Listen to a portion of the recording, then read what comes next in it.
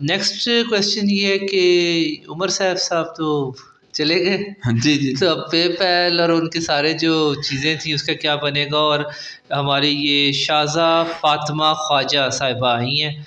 ان کا کیا ہے کوئی بیک گراؤنڈ کہ یہ اس چیز کو کیری آن کر سکیں گی کہ جو عمر صاحب نے کیا، یا جیسے ہمیشہ پولیٹیکل چیزیں ہوتی ہیں کہ بس وہ پچھلی گورنمنٹ جو کر رہی تھی سو کر رہی تھی، اب نئی جو آئے گی وہ اپنے طریقے سے کرے گی؟ دیکھیں مبشر، ابھی کچھ پچھلے پوڈ کاسٹ میں نے آپ کو بتایا تھا کہ عمر صاحب جس طرح کے منصوبوں کا اعلان کر رہے ہیں کہ جی 5 لاکھ فری لانسرز اور پے پیل آ جائے گا پاکستان میں، اور بڑے بڑے اعلانات انہوں نے کیا تھا، IT انڈسٹری کی ہم $10 بلین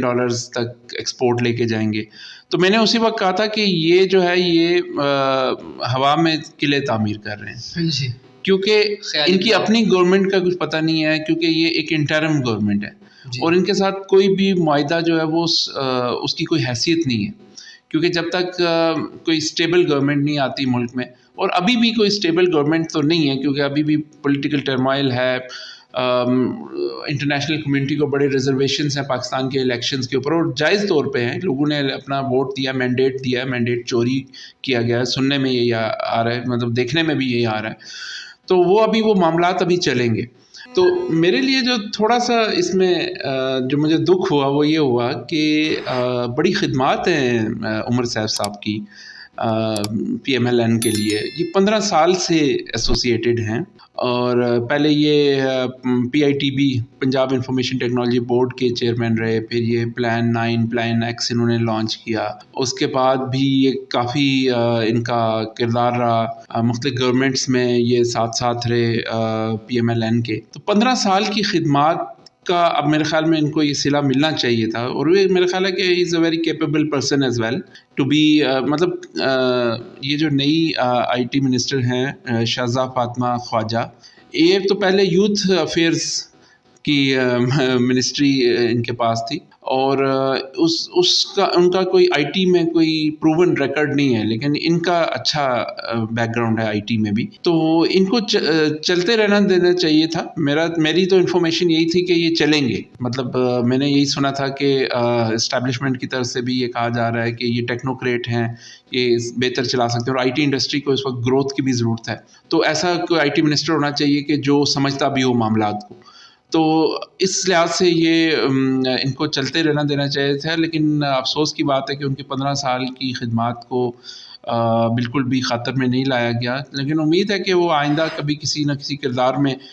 جاری رکھیں گے، اپنا کردار ادا کرتے رہیں گے. لیکن جو یہ نئی IT منسٹر ہیں ان سے ہم امید ہی کر سکتے ہیں، کیونکہ یہ یوتھ منسٹر یوتھ افیئرز میں بھی رہی ہیں، تو شاید یہ یوتھ کے معاملات کو زیادہ بہتر سمجھتی ہیں. لیٹسٹ ٹیکنالوجیز میں یہ کم از کم جو پہلے IT منسٹرز آئے ہیں ان سے تھوڑا سا ان کا بہتر ویژن ہو،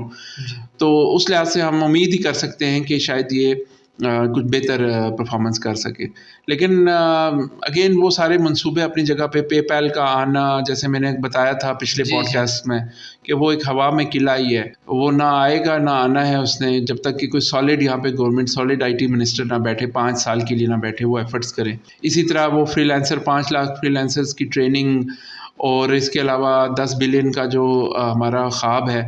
وہ بھی خواب ہی کچھ عرصے تک رہے گا، جب تک کہ کوئی اس طرح کا ہمیں کوئی اسٹیبل گورنمنٹ یہاں پہ نہیں آتی. کیونکہ جو بھی گورنمنٹ ہے اس کے ساتھ تبھی معاہدے ہوں گے جب یہاں پہ اس کو ایک جائز مینڈیٹ ہوگا اس کے پاس. تو اس کے لیے پھر ہمیں دوبارہ سے جو پالیسی میکرز ان کو سوچنا چاہیے کہ اس طرح کا نقصان بھی ملک کو ہو رہا ہے کہ پاکستان میں جو IT کی جو گروتھ ہے وہ سلو ڈاؤن ہو جائے گی، کیونکہ بار بار جب IT منسٹرز چینج کریں گے تو کیا ہوگا کہ وہ جو پالیسیز کا تسلسل ہے وہ رک جائے گا. تو یہ ایک خبر تھی جس کے اوپر میں نے سوچا کہ میں اپنا تجزیہ پیش کروں.